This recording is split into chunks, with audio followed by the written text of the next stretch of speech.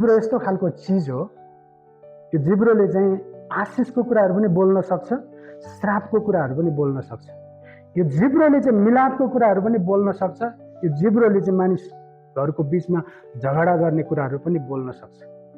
जिब्रोको बारेमा बताएको कुराहरू हामी देख्छौँ। यहाँनिर याकुबले विशेष गरी निन्दा चाहिँ के हो भन्ने कुरा पनि बताएको छ। तपाईँले 11 पदलाई हेर्नुभयो, निन्दा चाहिँ के हो त भने भाइ हो एउटाले अर्काको विरुद्धमा खराब कुरा नगर भनेर भनेको छ।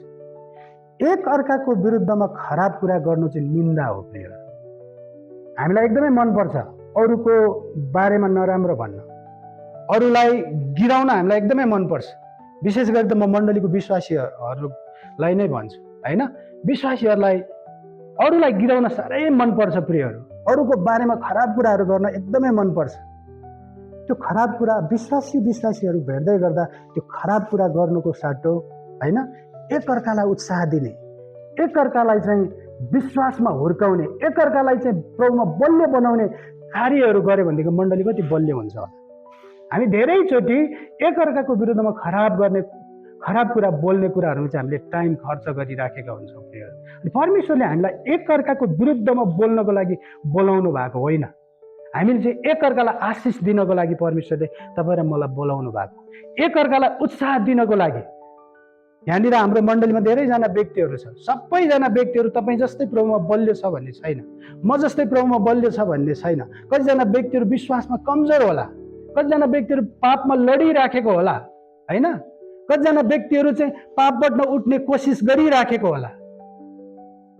त्यो अवस्थामा चाहिँ हामीले के गर्नुपर्छ त, ती कमजोर भाइहरूलाई, कमजोर बहिनीहरूलाई, कमजोर व्यक्तिहरूलाई चाहिँ हामी विश्वासमा बलियो हुने व्यक्तिहरूले चाहिँ आफ्नो हात दिएर उनीहरूलाई उठाउने काम गर्नुपर्छ। आमेन। तपाईँले बाइबलमा हेर्नुभयो भनेदेखि प्रभु येशूले साँच्चै नै प्रभु येशूलाई पछ्याउने प्रत्येक व्यक्तिहरू चाहिँ धर्मी व्यक्तिहरू थिएन। प्रियहरू, हरेक व्यक्तिहरू चाहिँ पापी व्यक्तिहरू थिए। त्यसै कारणले गर्दाखेरि यहुदीहरूले के भन्थे थाहा छ, यिनी त पापीसँग बसेर खान्थे भनेर भनेको छ। प्रभु येशू धर्मी हुनुहुन्थ्यो, पवित्र हुनुहुन्थ्यो, स्वर्गवाटको परमेश्वर हुनुहुन्थ्यो होइन। उहाँ पवित्र धर्मी भइकन पनि उहाँ चाहिँ पापीहरूको बिचमा बस्नुहुन्थ्यो। अनि ती पापमा लडेका मानिसहरूलाई, पापमा हराइराखेका मानिसहरूलाई के गर्नुहुन्थ्यो त, त्यो पापबाट उठाउने काम गर्नुहुन्थ्यो। आज प्रभुले मण्डलीलाई त्यो सेवकाई दिनुभएको छ। प्रियहरू, हामीलाई अरूलाई नाश पार्ने सेवकाई दिइराख्नु भएको छैन, अरूलाई चाहिँ विश्वासबाट अझ पछाडि हट्ने प्रकारको सेवकाई दिइराख्नु भएको छ। तर हामीलाई चाहिँ परमेश्वरले कुन सेवकाई दिँदै हुनुहुन्छ त, विश्वासमा कमजोर भएका व्यक्तिहरूलाई उठाउने सेवकाई दिइराख्नु भएको छ। त्यसैले यहाँनिर बाइबलले भन्छ, भाइ हो एउटाले अर्काको विरुद्धमा खराब कुराहरू नगर। जसले आफ्नो भाइको विरुद्धमा खराब बोल्छ अथवा आफ्नो भाइको दोष लाउँछ त्यो व्यवस्थाको विरुद्धमा बोल्छ। कति डरलाग्दो कुरा छ हेर्नुहोस् है त प्रियहरू। त्यसैले हामीले बोल्दै गर्दाखेरि, कुनै पनि व्यक्तिको बारेमा खराब कुराहरू बोल्दै गर्दा, कुनै पनि व्यक्तिको बारेमा पापहरू बोल्दै गर्दाखेरि हामी होसियारी हुनुपर्छ। बाइबलले हामीलाई भन्छ कि व्यवस्थाको विरुद्धमा तिमीले बोल्दैछौ, व्यवस्थाको विरुद्धमा बोल्ने अधिकार चाहिँ परमेश्वरले तपाईँ र मलाई दिएको छैन। प्रिय, तपाईँ र मलाई कहिले पनि परमेश्वरले त्यो व्यवस्थाको विरुद्धमा बोल्ने अधिकार दिएको छैन।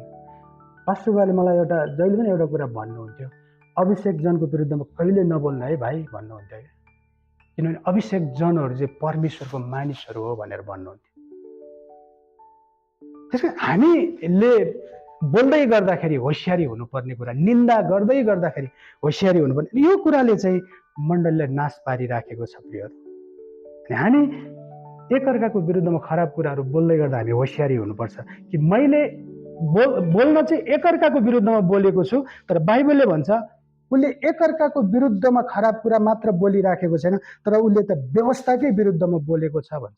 परमेश्वरको व्यवस्थाको विरुद्धमा ऊ बोल्दैछ भनेर बाइबलले हामीलाई बताउँछ। त्यसैले हामी परमेश्वरको व्यवस्थाको विरोधमा बोल्ने अधिकार चाहिँ परमेश्वरले तपाईँ र मलाई दिएको छैन। हामीले यूहन्नाको पुस्तकमा हेर्ने हो भनेदेखि होइन, बाइबलले हामीलाई देखेको भाइलाई यदि तिमीले प्रेम गर्दैनौ भनेदेखि नदेखेको परमेश्वरलाई तिमीले कसरी प्रेम गर्छौ भनेर वचनले हामीलाई सिकाउँछ। त्यसैले परमेश्वरलाई यदि हामी प्रेम गर्छौँ भनेदेखि हाम्रो मण्डलीमा हामीले देखेको भाइलाई हामीले प्रेम गर्न सिक्नुपर्छ। तब मात्र हामी परमेश्वरलाई प्रेम गरेको भनेर ठहरिन्छ। प्रिय, हामी देखेको भाइलाई नै प्रेम गर्न सक्दैनौँ भनेदेखि नदेखेको परमेश्वरलाई हामी कसरी प्रेम गर्न सक्छौँ?